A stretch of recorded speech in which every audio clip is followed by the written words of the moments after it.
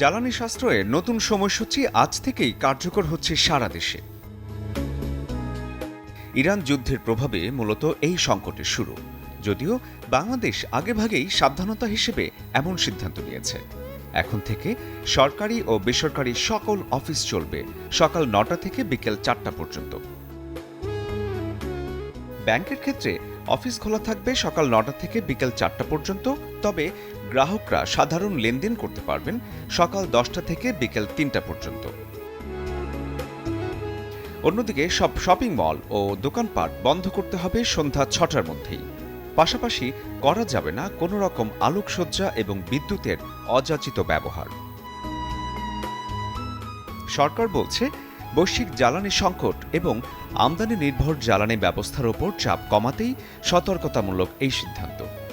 বিদ্যুৎ উৎপাদন ব্যয় বেড়ে যাওয়ায় দিনের আলোকে কাজে লাগিয়ে বিদ্যুৎ সাশ্রয়ই এখন মূল লক্ষ্য।